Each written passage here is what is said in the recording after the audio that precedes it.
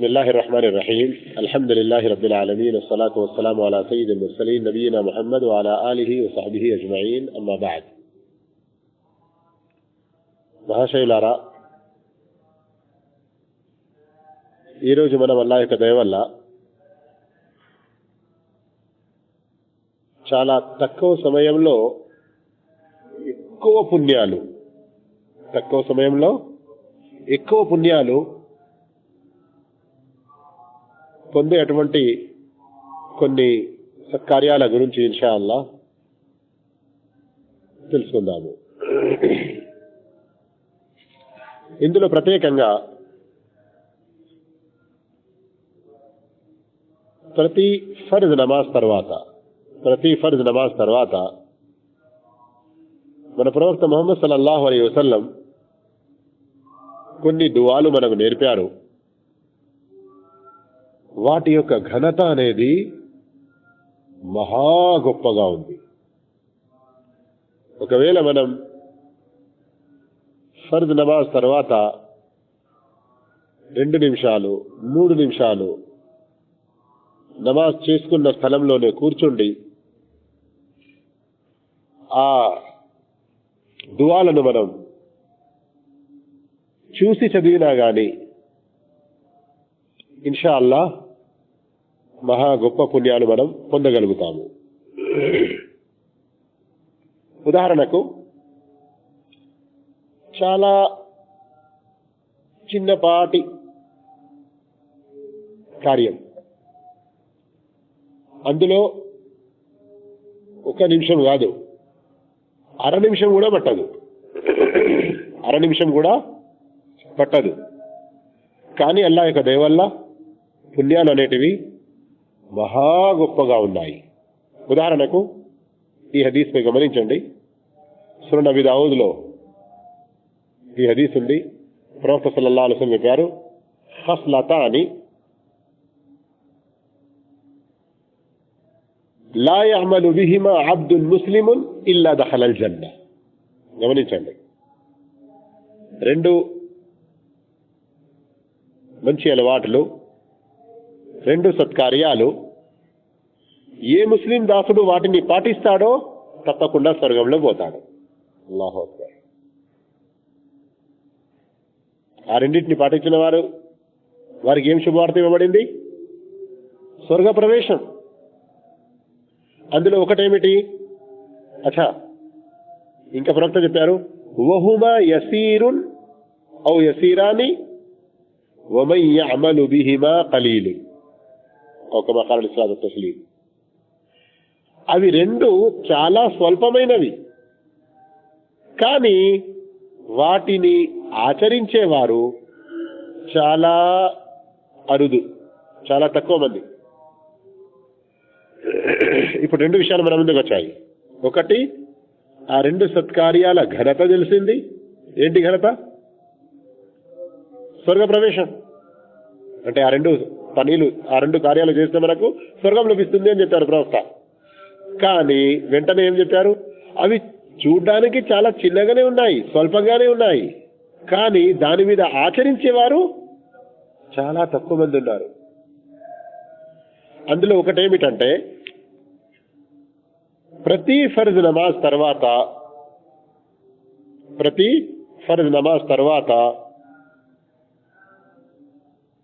10 సార్లు సుబ్హానల్లాహ్, 10 సార్లు అల్హమ్దులిల్లాహ్, 10 సార్లు అల్లాహు అక్బర్ చదవడం. సుబ్హానల్లాహ్ వల్హమ్దులిల్లాహ్ అల్లాహు అక్బర్ ఎన్ని సార్లు? 10 సార్లు. ఇంత చెప్పిన తర్వాత ప్రవక్త గారు దాని యొక్క మరో లాభం చెప్పారు. అదేమిటి చెప్పారు? ఈ 10 సార్లు చదివితే ఎన్నున్నాయి? 30. 5 నమాజుల్లో 5 30లు 150. ప్రవక్త చెప్పారు, నాలుకపై ఇవి 150.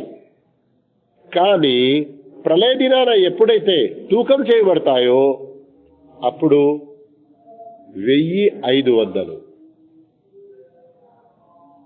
ఇప్పుడైతే నాలుగుపై ఎంత?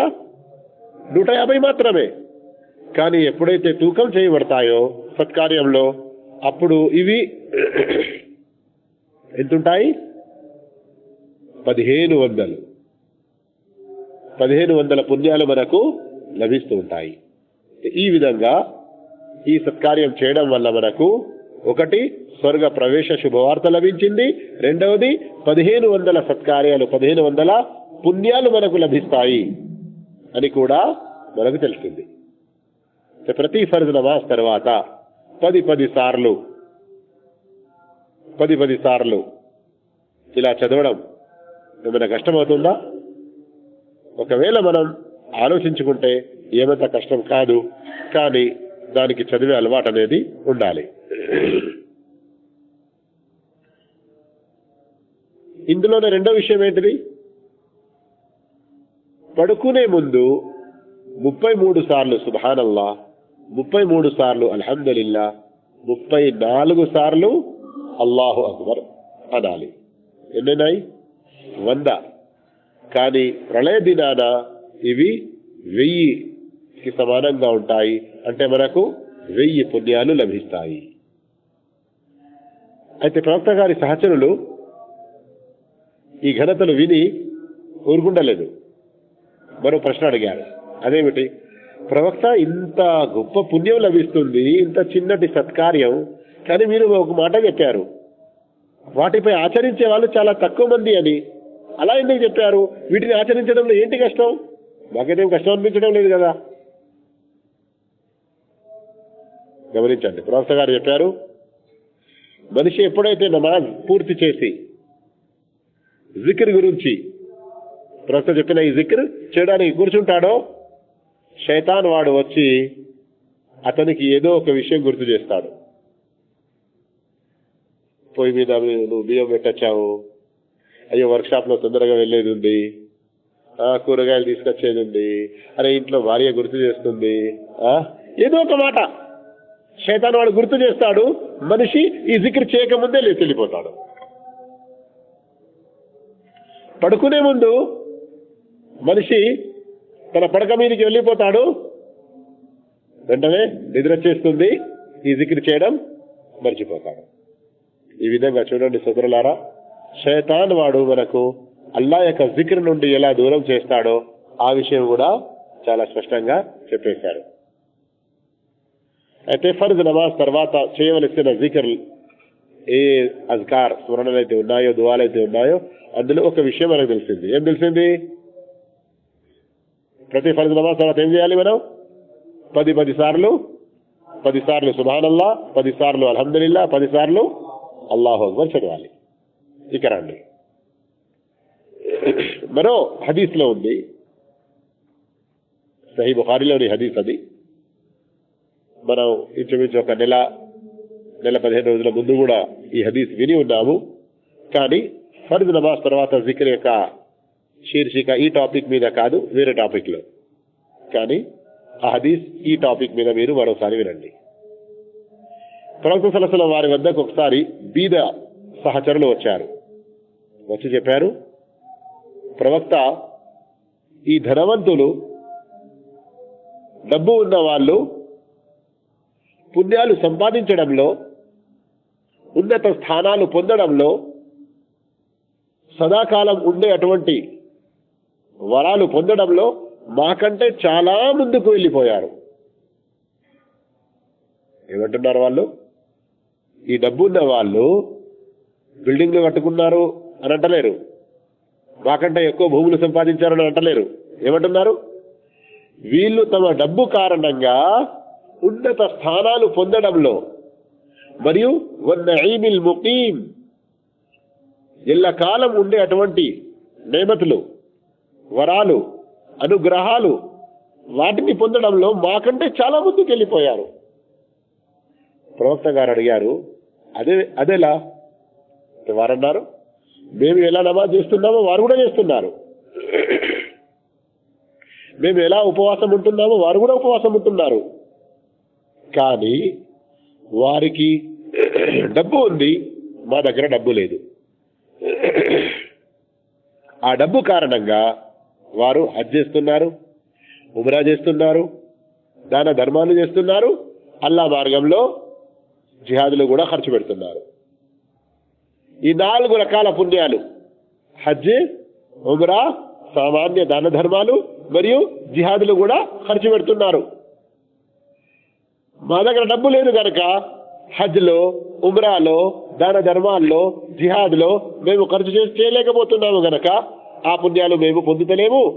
డబ్బు ఉన్నందువల్ల వారు ఇలాంటి పుణ్యాలు చేసి కూడా మాకంటే చాలా ముందుకు సాగిపోతున్నారు. అప్పుడు ప్రవక్త గారు ఏం చెప్పారు తెలుసా? నేను ఒక విషయం మీకు తెలుపుతాను, మీరు దానిని పాటించారంటే, ఆ విషయాన్ని మీరు పాటించారంటే మీకంటే ముందుకు ఎవరైతే వెళ్ళిపోయారో పుణ్యాల్లో వారి వద్దకు మీరు చేరుకుంటారు. మరి ఎవరైతే మీ వెనుకున్నారో వారు ఎన్నటికీ కూడా మీకు సమానంగా రాలేరు. మరియు మీకంటే ఉత్తమమైన వారు మరెవరూ ఉండరు, కేవలం మీలాంటి ఈ ఆచరణ, ఈ పని చేసేవారు తప్ప. అదేంటి? మీరు ప్రతి ఫర్జ్ నమాజ్ తర్వాత సుబ్హానల్లా, అల్హమ్దులిల్లా, అల్లాహు అక్బర్ 33 సార్లు చదువుతూ ఉండండి. ఈ రెండో విషయంలో మొదటి హదీస్లో 10 సార్ల ప్రస్తావన వచ్చింది. దానికి 2 శుభవార్తలు మనకు దొరికాయి. ఒకటి స్వర్గ ప్రవేశం, రెండవది 1500 పుణ్యాలు. గుర్తించండి, 10 సార్లు చదివితే ఏంటి లాభం? స్వర్గ ప్రవేశం మరియు 1500 పుణ్యాలు. ఈ రెండో హదీస్లో సహీ బుఖారీ, సహీ ముస్లింలోని హదీస్ ఇది. ఇందులో ఏముంది? ప్రతి ఒక్కటి 33 సార్లు చదవాలి. దాని యొక్క లాభం ఏంటి? హజ్ చేయడంతో సమానం, ఉమ్రా చేయడంతో సమానం, సదకా దాన ధర్మాలు చేయడంతో సమానం, అల్లా యొక్క మార్గం జిహాద్లో ధనం ఖర్చు పెట్టినంత సమానం. ఇంత గొప్ప పుణ్యం గమనించండి. అంటే ప్రతిరోజు 5 హజ్ల పుణ్యం సంపాదించవచ్చు, ప్రతిరోజు 5 ఉమ్రాల పుణ్యం సంపాదించవచ్చు. ప్రతిరోజు ఎంతో డబ్బు ఉన్నవారు డబ్బు ఖర్చు పెట్టి దాన ధర్మాలు చేసి పుణ్యాలు సంపాదిస్తున్నారో అంత మనం ఈ 33 సార్లు చదివి పుణ్యం సంపాదించవచ్చు. అలాగే ఇంకెవరైతే జిహాదులో ఖర్చు పెడుతున్నారో వారికి ఎంత పుణ్యం లభిస్తుందో అంత పుణ్యం మనం ఇన్షాల్లా పొందవచ్చు. ఈ 33 సార్లు సుబ్హానల్లా, 33 సార్లు అల్హమ్దులిల్లా, 33 సార్లు అల్లాహు అక్బర్, ఒక్కసారి 33 99 కదా, ఒక్కసారి లా ఇలాహ ఇల్లల్లాహు వహదహు లా షరీక లహ్ లహుల్ ముల్కు వలహుల్ హమ్దు వహువ అలా కుల్లి షైఇన్ ఖదీర్ చదివితే ముస్లిం షరీఫ్లో మరో ఘనత తెలుపబడింది. ఈ విషయం ముస్లిం షరీఫ్లో ఉంది. అదేమిటి? ఒకవేళ మీ పాపాలు సముద్రపు నురుగంత ఉన్నా గాని ఆ పాపాలన్నిటినీ కూడా తొలగించబడుతుంది. అల్లాహు అక్బర్. అన్ని పాపాలు తొలగించబడతాయి అని ప్రవక్త గారు శుభవార్త ఇస్తున్నారు. ఇక రండి, మరోసారి మీకు గుర్తుండడానికి దాన్ని సంక్షిప్తంగా చేస్తూ ఫర్జ్ నమాజ్ తర్వాత ఒక కార్యం కానీ 2 విధానాలు తెలుసుకున్నాము. ఏంటి ఒక కార్యం? సుబ్హానల్లాహ్, అల్హమ్దులిల్లాహ్, అల్లాహు అక్బర్, ఈ 3 పదాలు. కానీ ఒక పద్ధతి ఏంటిది? 10 సార్లు చెప్పడం. ఇంకొకటి 33 ఒకసారి లా ఇలాహ ఇల్లల్లాహు వహదహు లా షరీక లహ్. వీటన్నిటిని కలిపి లాభాలు ఎన్ని మనం తెలుసుకున్నాము. ఒకటి లాభం స్వర్గ ప్రవేశం, రెండవ లాభం 1500 పుణ్యాలు, మూడవ లాభం హజ్ చేసినంత పుణ్యం, నాలుగో లాభం ఉమ్రా చేసినంత పుణ్యం, ఐదవ లాభం దాన ధర్మాలు చేసినంత పుణ్యం, ఆరవ లాభం జిహాద్లో ఖర్చు పెట్టినంత పుణ్యం, ఏడవ లాభం సముద్రపు నురుగంత పాపాలు ఉన్నా ఆ పాపాలన్నీ తొలగించబడతాయి. ఎన్ని లాభాలు? 7 రకాల లాభాలండి. కేవలం 10 రియాల్ల ఓవర్ టైం మనకు దొరుకుతుంది, ఒక గంట కోలేదు ఉంటే మనం వెనకాడతామా? మరి 7 రకాల పుణ్యాలు మనకు దొరుకుతున్నాయి. దీనికి 1 గంట కాదు, టోటల్ నిమిషంన్నర టైం పడుతుంది అంతే.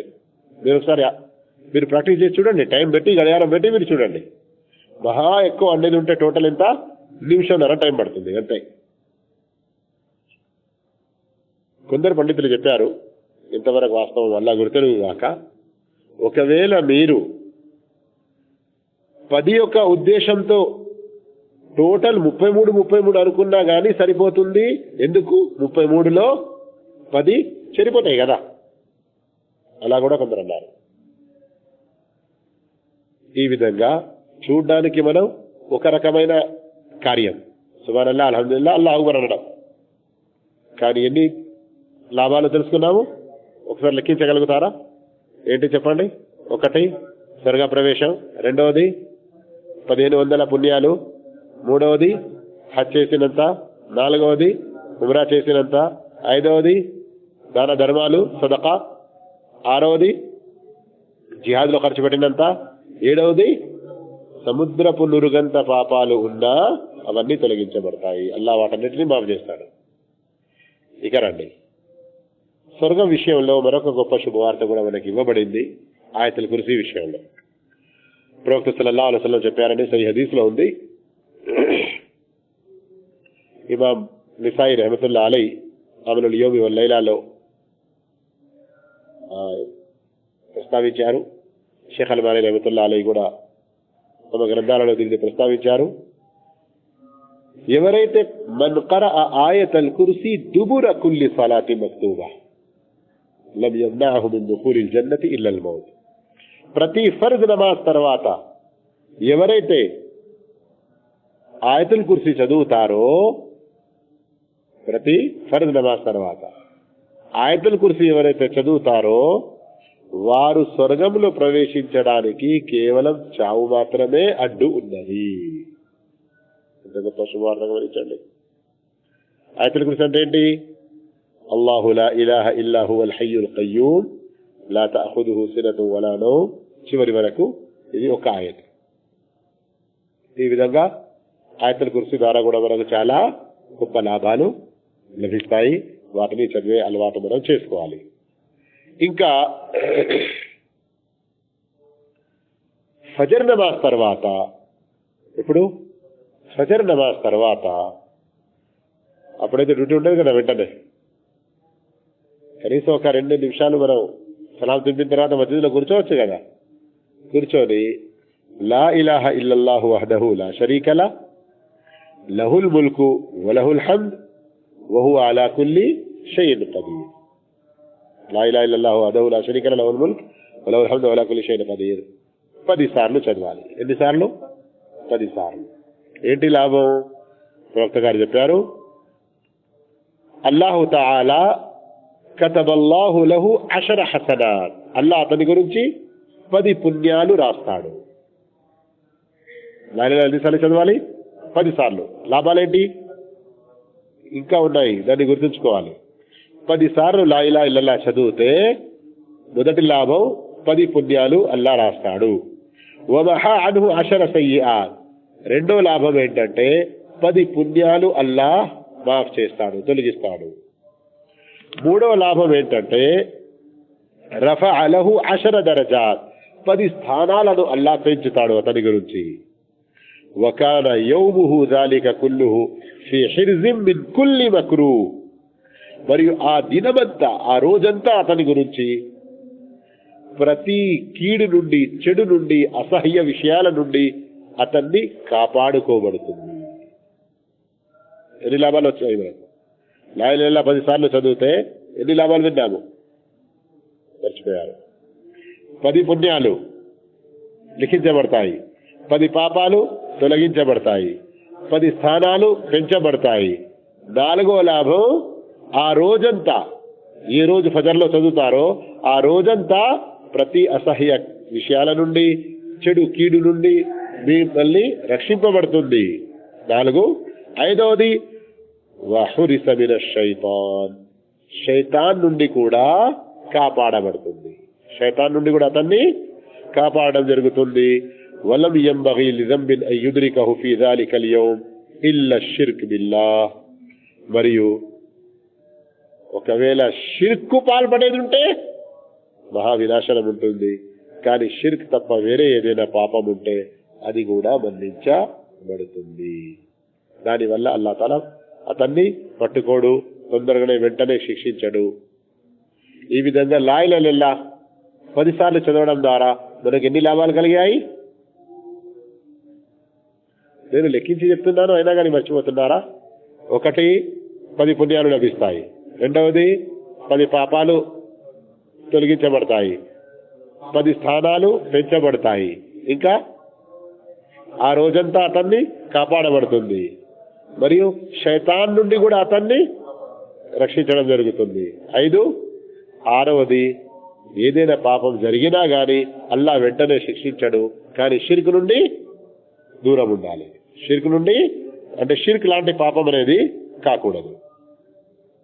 అచ్చా, ఇది దేనివల్ల మనకు ఫర్జ్ నమాజ్ తర్వాత ఫజర్ నమాజ్ తర్వాత 10 సార్లు లా ఇలాహ ఇల్లల్లాహ్ చదివితే. కానీ ఇదే లా ఇలాహ ఇల్లల్లాహ్ మగ్రిబ్ తర్వాత కూడా 10 సార్లు చదవాలి. మగ్రిబ్ తర్వాత కూడా 10 సార్లు చదవాలి. అప్పుడేంటి లాభం మనకు దొరుకుద్ది? గమనించండి. ఈరోజు ఎన్ని లాభాలు మనం తెలుసుకుంటున్నామో అవన్నీ గుర్తున్నాయా లేదా? మరోసారి రిపీట్ చేయాలా? సుబ్హానల్లాహ్, అల్హమ్దులిల్లాహ్, అల్లాహు అక్బర్. దీని గురించి మనం 7 లాభాలు తెలుసుకున్నాం. గుర్తున్నాయా? ఏంటంటే స్వర్గ ప్రవేశం, 1500 పుణ్యాలు, ఇంకా హజ్ చేసినంత పుణ్యం, ఉమ్రా చేసినంత పుణ్యం, దాన ధర్మాలు చేసినంత పుణ్యం, ఇంకా జిహాద్ చేసినంత పుణ్యం, జిహాద్లో ఖర్చు పెట్టినంత పుణ్యం, మరియు సముద్రపు నురుగంత పాపాలు ఉన్నా గాని తొలగించబడతాయి. ఇవి 7. ఇక ఆయతుల్ కుర్సీ లాభం ఒకటి విన్నాము. అదేమిటి? ఎవరైతే ప్రతి ఫర్జ్ నమాజ్ తర్వాత ఆయతుల్ కుర్సీ చదువుతారో అతనికి మరియు స్వర్గానికి మధ్య అడ్డు ఏముంది? చావు. అతని మరణం తప్ప ఇది అడ్డు లేదు. ఇక తర్వాత ఫజర్ నమాజ్ తర్వాత 10 సార్లు ఫజర్ నమాజ్ తర్వాత 10 సార్లు ఏం చదవాలి? లా ఇలాహ ఇల్లల్లాహ్ వహదహు లా షరీక లహ్ లహుల్ ముల్క్ వ లహుల్ హమ్ద్ వ హువ అలా కుల్లి షైఇన్ ఖదీర్. ఎన్ని లాభాలు? 6 లాభాలు తెలుసుకున్నాము. 1 10 పుణ్యాలు దొరుకుతాయి, 10 పాపాలు తొలగించబడతాయి, 10 స్థానాలు పెంచబడతాయి, ప్రతి కీడు నుండి ఆ రోజు రక్షింపబడతాడు, శైతాన్ నుండి కాపాడబడతాడు, ఇంకా ఏ పాపం వల్ల కూడా అతన్ని అల్లా తొందరగా పట్టి శిక్షించడు. కానీ షిర్క్ నుండి దూరం ఉండాలి. షిర్క్ లాంటి పాపం చేయకూడదు. ఇదే లా ఇలాహ ఇల్లల్లాహ్ మగ్రిబ్ తర్వాత చదివితే, లా ఇలాహ ఇల్లల్లాహ్ మగ్రిబ్ తర్వాత చదివితే ఏంటి లాభం? ఈ హదీస్ మీరు వినండి. ప్రవక్త సల్లల్లాహు అలైహి వసల్లం వారు చెప్పారు, బఅస అల్లాహు లహు ముసల్లహతన్ యహ్ఫజూనహు మినష్ షైతాన్ హత్తా యుస్బిహ్. మగ్రిబ్ తర్వాత చదివితే తెల్లారే వరకు, హత్తా యుస్బిహ్, తెల్లారే వరకు శైతాన్ నుండి అతన్ని కాపాడడానికి ఆయుధంతో నిండి ఉన్న దైవదూతలను పంపుతాడు. ఇది మొదటి లాభం. ఎప్పుడు చదివితే? మగ్రిబ్ తర్వాత. రెండవది కతబల్లాహు లహు బిహా 10 హసనాతిన్ మూజిబాత్. అల్లా అతని కొరకు 10 ఎలాంటి పుణ్యాలు రాస్తాడో తెలుసా? స్వర్గానికి తీసుకువెళ్లే పుణ్యాలు. సామాన్య పుణ్యాలు కాదు, స్వర్గం అతనిపై విధి చేసే అటువంటి పుణ్యాలు అల్లా అతని గురించి రాస్తాడు. ఎన్ని లాభాలని? మొదటిది ఏంటిది? శైతాన్ నుండి కాపాడడానికి అల్లా ఎవరిని పంపుతాడు? ఆయుధంతో ఉన్న దేవదూతలను పంపుతాడు. రెండవ లాభం ఏంటి? 10 పుణ్యాలు రాస్తాడు. ఎలాంటి 10 పుణ్యాలు? స్వర్గంని విధి చేసే అటువంటి పుణ్యాలు. మూడవ లాభం 10 పాపాలని తొలగిస్తాడు. ఎలాంటి పాపాలు? మూబికాత్, అతన్ని నాశనం చేసే అటువంటి 10 పాపాలు. మనిషి ఏదైనా పాపం చేసి ఉన్నాడు, ఎలాంటి పాపం? అతన్ని, ఆ మనిషిని వినాశనానికి గురి చేస్తాయి. అలాంటి పాపం చేసి ఉన్నాడు, కానీ అల్లాహ్ అలాంటి పాపాన్ని కూడా మన్నించేస్తాడు. ఎందుకు మన్నిస్తాడు? లా ఇలాహ ఇల్లల్లాహ్ వహదహు లా షరీక లహు లహుల్ ముల్క్ వల్ హమ్దు వ అలా కుల్లి షైఇన్ ఖదీర్ ఎప్పుడు చదవాలి? ఎన్ని లాభాలు దొరికినాయి? 3. ఆయుధంతో ఉన్న దేవదూతలు శైతాన్ నుండి అతన్ని కాపాడతారు. అల్లా స్వర్గంలో తీసుకెళ్లేటువంటి 10 పుణ్యాలు అతని గురించి రాస్తాడు, మరియు అతన్ని వినాశనానికి గురి చేసే నరకంలో తీసుకెళ్లేటువంటి 10 పాపాలు అతన్ని నుండి మన్నించేస్తాడు. ఇంకా వకానత్ లహు బిఅద్లి 10 రకబాతి ముమినాత్, 10 విశ్వాసులను, విశ్వాస బానిసలను, 10 మంది విశ్వాస బానిసలను విడుదల చేసినటువంటి పుణ్యం అతనికి లభిస్తుంది. ఈ 4 లాభాలు. మగరిబ్ తర్వాత చదివితే 4 లాభాలు, కానీ 4 అని తక్కువ భావించవద్దు, మహా గొప్ప లాభాలు ఉన్నాయి. ఇవి కూడా పొద్దున చదివితే కూడా శైతాన్ నుండి రక్షించడం జరుగుతుంది అని చెప్పబడింది. కానీ సాయంత్రం చదివితే ఏముంది? దేవదూతలు, ఆయుధంతో ఉన్నటువంటి దేవదూతలను అల్లాహ్ తాలా పంపుతాడు అని చెప్పడం జరిగింది. పొద్దున చదివితే కూడా 10 పుణ్యాలు లభిస్తాయి అని చెప్పడం జరిగింది. కానీ సాయంకాలం దాంట్లో ఏముంది? మూజిబాత్ అంటే స్వర్గానికి తీసుకెళ్లేటువంటి పుణ్యాలు అని. పొద్దున చదివితే కూడా 10 పాపాలు తొలగించబడతాయి, కానీ సాయంత్రం చదివితే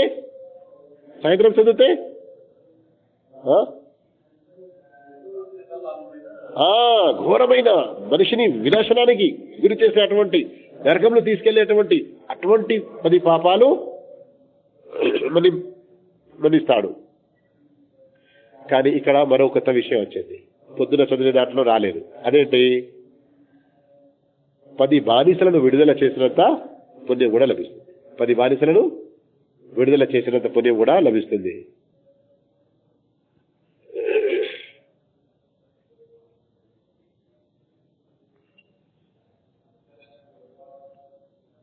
ఈ విధంగా సోదరులారా, అల్లా యొక్క దయ వల్ల ఈరోజు మనం ఫర్జ్ నమాజుల తర్వాత ఏ జిక్ర్ అయితే మనం చేయవలసి ఉందో ప్రవక్త గారు నేర్పారో వాటిల్లో కొన్నిటి గురించి మనం తెలుసుకున్నాము. వాటి యొక్క లాభాలు కూడా తెలుసుకున్నాము. ఎన్ని గొప్ప లాభాలు ఉన్నాయో మీరే స్వయంగా గమనించి వీటిని ఆచరించే ప్రయత్నం చేయండి. ఇప్పుడు నేను చెప్పిన కొన్ని జిక్ర్ మాత్రమే ఉన్నాయని భావం కాదు, ఇంకా వేరేటి కూడా ఉన్నాయి. కానీ ఎక్కువ లాభాలు ఉన్నటువంటి కొన్ని జిక్రుల గురించి నేను మీ ముందు ఈ మాట ఉంచాను. అల్లాహ్ తాలా వీటిని అర్థం చేసుకొని వీటిని ఆచరించే సద్భాగ్యం మనందరికీ ప్రసాదించుగాక. జజాకుముల్లాహు ఖైర్. అస్సలాము అలైకుం వరహ్మతుల్లాహి వబరకాతుహు.